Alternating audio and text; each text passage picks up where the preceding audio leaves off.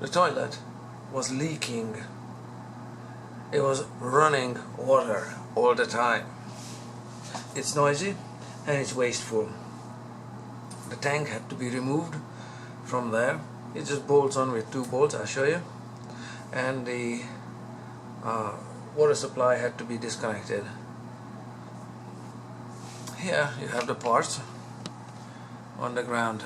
I'll show you how this one works and why it runs.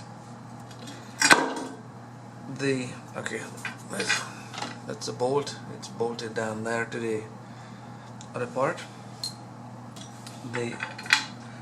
The water that's over there, and it's got a valve on it, comes in through that little pipe and it connects here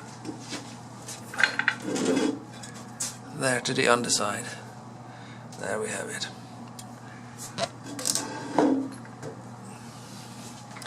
Whatever is the pressure in the system, 60 psi, 80, 120, whatever, it's spraying water and squirting water inside this tank to fill it up. This one is your shut-off valve.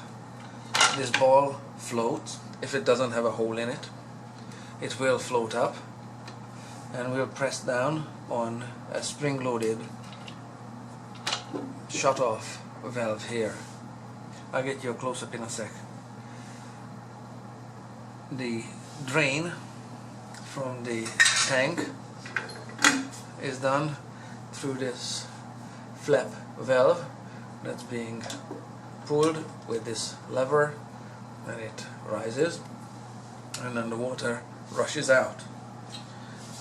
This rubber flap was there, it covers this plastic there, and this one is just mounted into the tank with a big lock nut. So this was there. So that's drain. The toilet also has this part in it. This part was there and it's broken. This system is your overflow. On it you have a sticker which got removed, and it says water level, and there's a line on it. If this system doesn't work, or if this shut-off valve fails, or the ball or this float doesn't float up because it's got a hole in it, then the toilet tank doesn't flood your place ideally, because the water rises, and it goes into this tube here, and this tube is, you can see that it's running the water out there underneath this flap that was here, so it flushes or empties the excess water. Anything above this level would be going down the drain. This also failed. This is a rubber seal that's directly on that part there, and it's got, the rubber is old and cracked out, and it's got holes in it there, so that also needs replacement.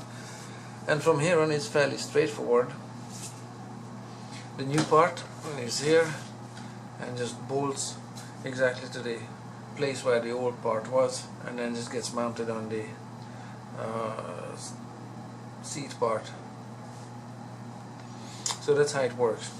If it leaks, if it runs all the time, you may need to adjust one of these 2 screws there to adjust the water level, because those screws, either of them, either the green one or this metal one, adjust the level of the float and therefore the level of the water, because it does have to be somewhere, it does have to stop somewhere here. And it can also float, it can also leak around this rubber flap you can see there's sediment on it.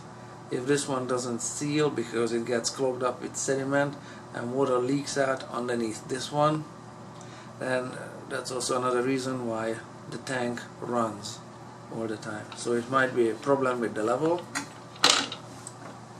it might be a problem with the flap valve, or it might be a problem with, as in this case, this was cracked at the base and water was leaking in there all the time, so the tank never filled to the top of the line here where the float would shut off the water coming into the tank. So those are 3 reasons why a toilet tank would keep running. You just have to look at yours and do some thinking, figure it out. I'll show you how the assembly is done here on this toilet bowl here with the new, I just call it the drain valve assembly. Now I want to start with the chain. The chain has this kind of an end and it goes through there. This is gonna open the flap valve that will drain the water from your toilet tank. So it's just about that simple. And then the other end connects to the lever arm.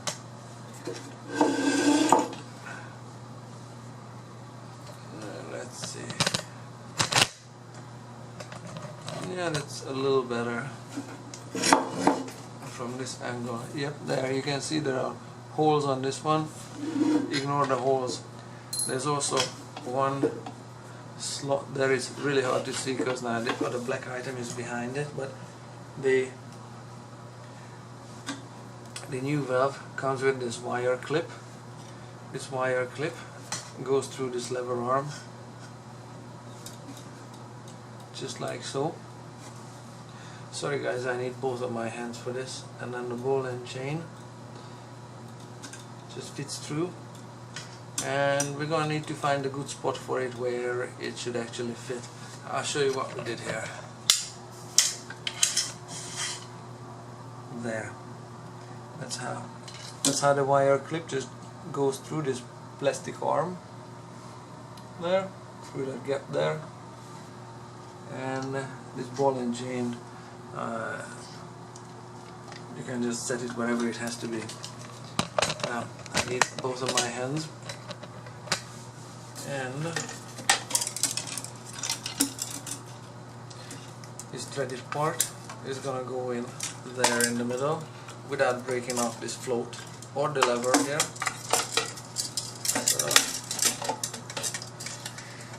So I'm thinking, yeah, something like that would be delightful. Maybe that way.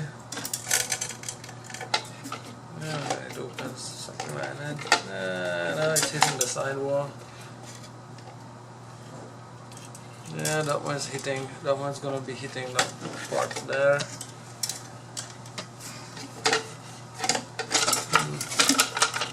Let's see, can I turn it? No. Okay, in this case, probably it's gonna be this way.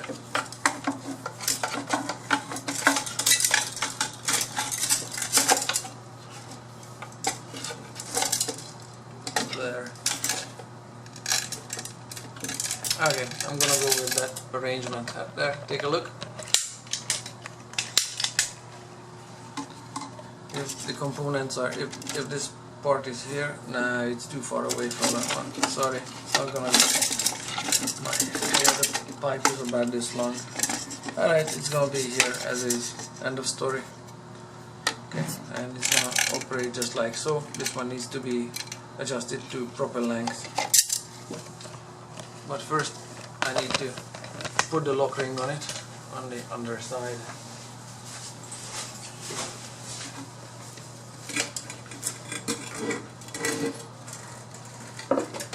There. This way. So the flange, this wide flange, goes against the porcelain tank there.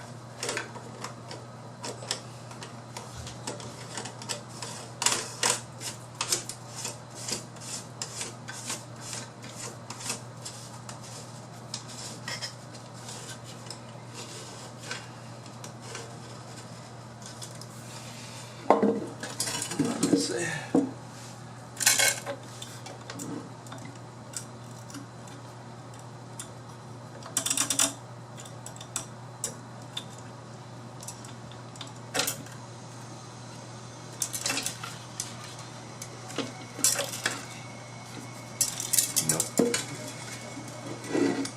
It needs to turn a little bit. Somewhere there. You'll see in a sec.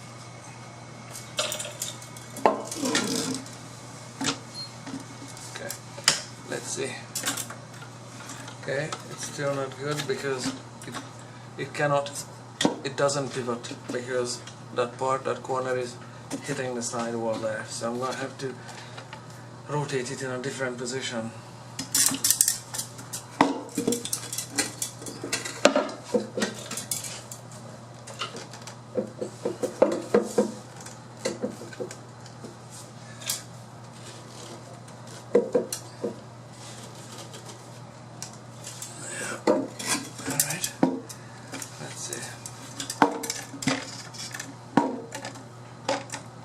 Okay, that one at least works. That's not too far away from that part. I'm gonna have to rotate it sideways so that they can connect.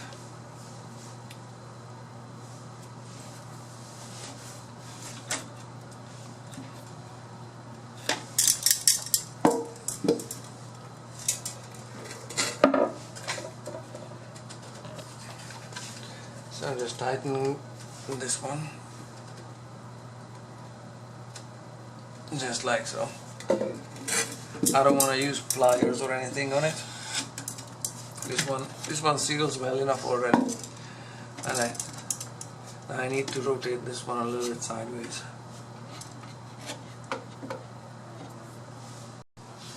And 10 minutes later, no, I couldn't turn this part to get any closer to this one, because if I try to do it, then the float is rotating with it, then the float is gonna hit the sidewall. If I try to turn the flap valve assembly this way, then the pivoting corner of this one is gonna hit the sidewall, so that one is not gonna be connected to that one, but it'll work because you can see that the top of it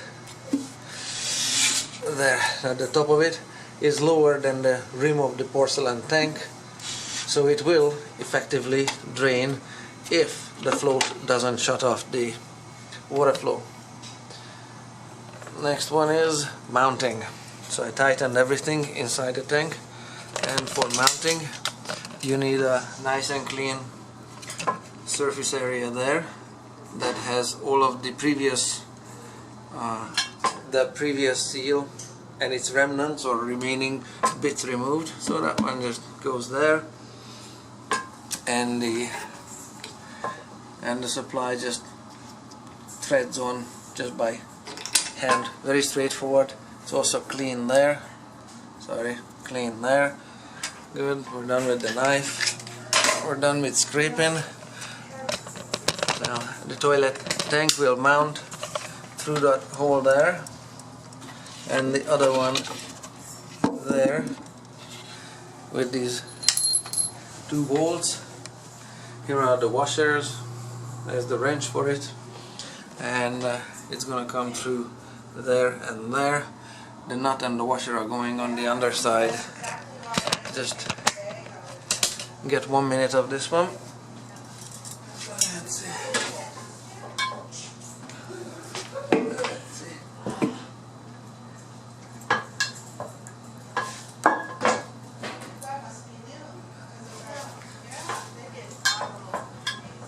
Maybe we need to rinse it in the shower later, another day.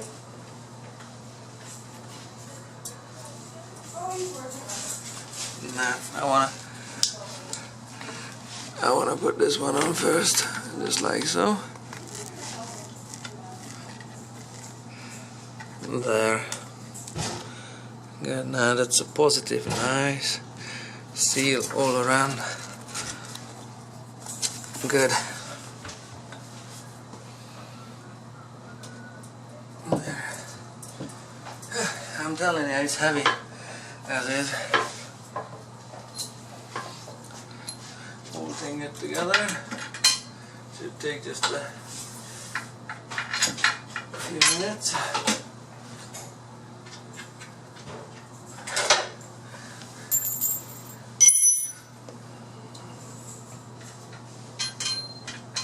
Yeah, just give me a minute here. Alright, I just dropped those bolts in there, and I put the washer and the nut on both. So as is, it's being cushioned or is sitting there on that thick steel that's in place, and it's moving quite a bit. You can see that I can't just connect it. It has to go down a little bit, but I want to, the bolt and the nut, tightening those nuts will bring the toilet tank down and will compress that seal that was in place. That's when these two will meet up perfectly and that gap is going to disappear and going to close. So I'm going to work on that one a little bit. Alright, I've tightened the bolts on both sides and I connected the water supply, just hand tighten. That's the length of the bolt when it's exposed and the nut is tight. You can see the toilet tank can't really compress the black rubber seal any further because, I don't know if the camera can focus on white, but the portion of the tank is hitting that portion of the seat there. There's a little bump there, and same at the back there. So let me see if I can show you. Yes, somewhat. So it's not, the seal is not going to compress anymore and the tank is not going to come down anymore. As I was tightening the bolt, I made sure that the tank, you know, I took even number of turns on one side and the other side and then the other side, and that's how I went down. So it's coming down nice and even, compressing the seal nicely and evenly. It's also important that the tank be level when you're done, because you need that point to be the lowest point in the system. So if that little notch just happens to end up on a lower point than the top of the pipe because you mount it way out of level, then you're gonna have a problem if the shut-off valve doesn't work. I adjusted the length of the chain so that it opens without rising up too much, because the lid is on it, so it can be sticking out this much when the flap valve opens there. So yeah, I hope this is gonna work. So let's see what we did. There's gonna be a little bit of water hammer here happening there.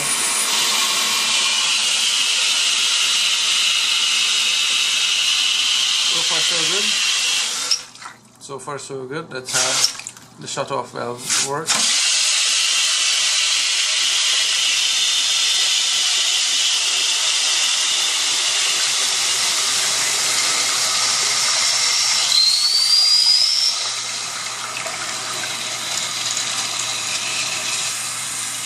Alright, that's good enough. I could adjust this screw to make the water come up higher.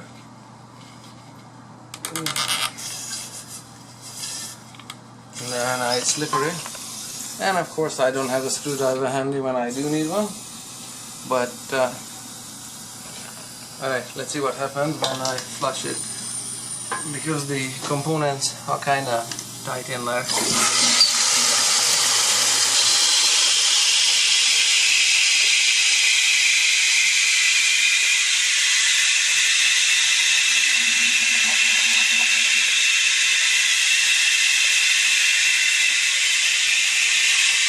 Alright.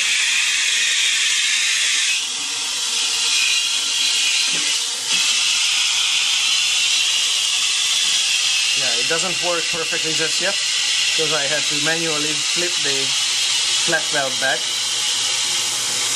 So it was lifting the flap valve too much up. Just gonna need to readjust the length of the chain so that flat valve doesn't get lifted up too much, so it actually falls back and shuts off. That's just a minor adjustment on the length.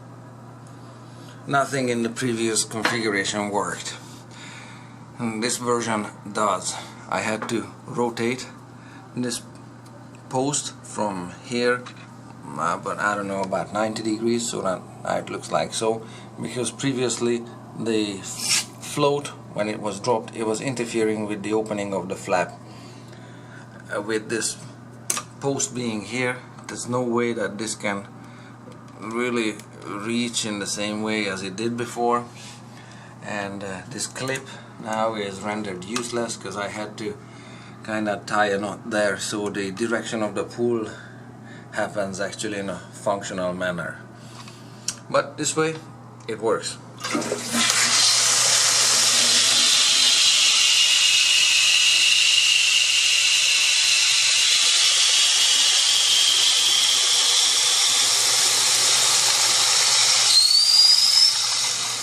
It flushes, it refills, it works. And this piece, close enough. No, we're not gonna have it.